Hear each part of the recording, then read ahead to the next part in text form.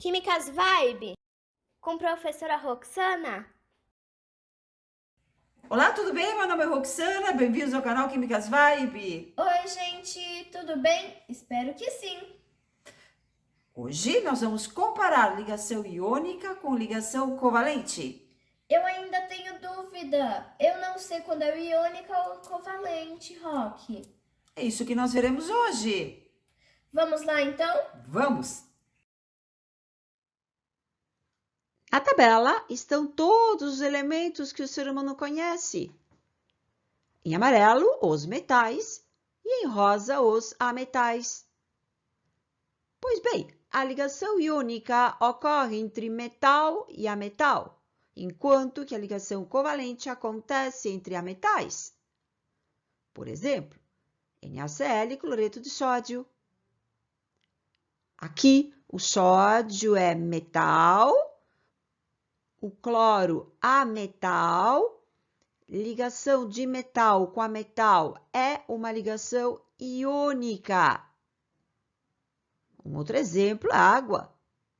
Aqui, o hidrogênio é ametal, o oxigênio ametal. Ligação entre ametais é uma ligação covalente. Mais um exemplo, óxido de lítio. O lítio é metal, o oxigênio ametal. Ligação de metal com a metal é uma ligação iônica. E mais, açúcar, C12H22O11. Bom, o carbono é ametal, hidrogênio ametal e oxigênio ametal. Portanto, a ligação no açúcar é covalente. E o último exemplo é o carbonato de cálcio. Cálcio é metal, carbono ametal e oxigênio ametal. A ligação entre carbono e oxigênio, aqui no carbonato, é covalente. Mas a ligação entre cálcio, carbono e oxigênio é iônica. Aqui no carbonato de cálcio, nós temos ligação iônica equivalente. O carbonato de cálcio, portanto, é considerado um composto iônico. Na ligação iônica, elétrons são roubados e cargas opostas aparecem. Enquanto na ligação covalente, elétrons são compartilhados. Como exemplo desta aula, nós temos o cloreto de sódio.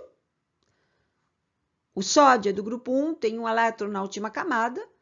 O cloro é do grupo 17, 7 elétrons na última camada. Porém, nesta aula, nós vamos representar somente os elétrons que participam das ligações. O cloro rouba um elétron do sódio e fica com ele. E aquele que ganha elétron fica negativo junto com o elétron, vira ânion. E o outro que perdeu, que é o sódio, fica positivo, virou cátion.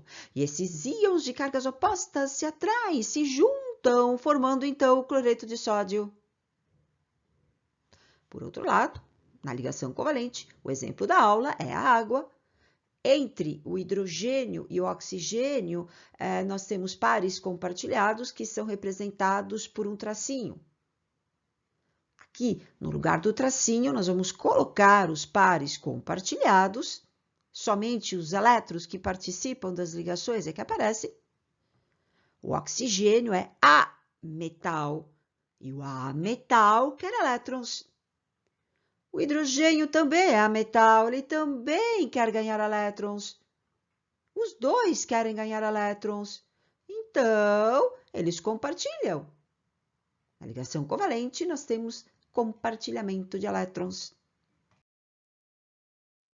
A ligação iônica forma uma estrutura organizada, enquanto que a ligação covalente forma moléculas.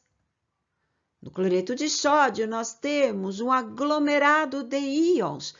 Sódio e cloreto é uma estrutura organizada, é uma estrutura tridimensional e organizada.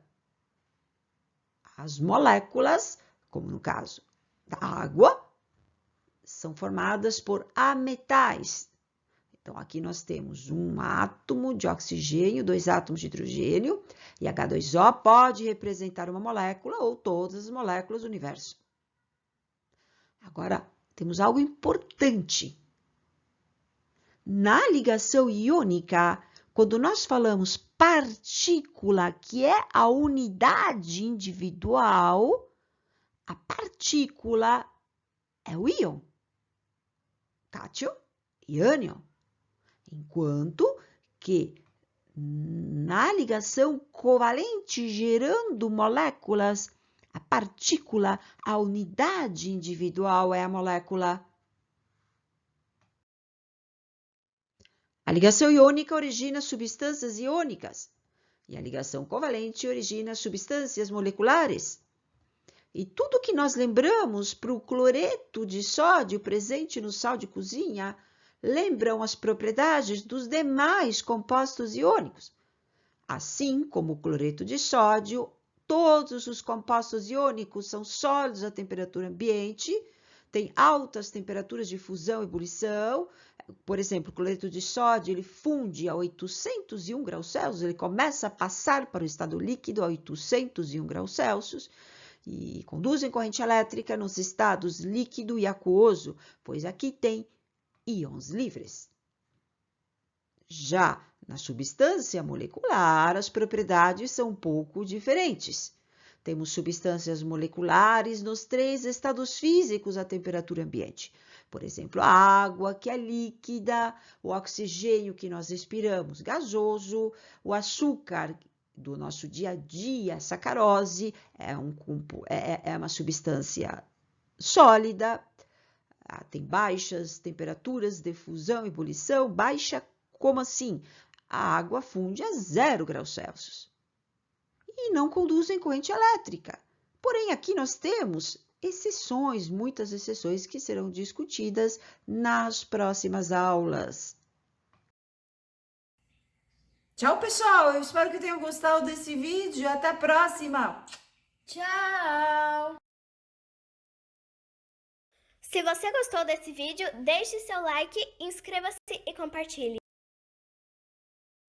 Se você gosta de mistério e batalhas espirituais, veja também Revelações Ana Kors, links na descrição.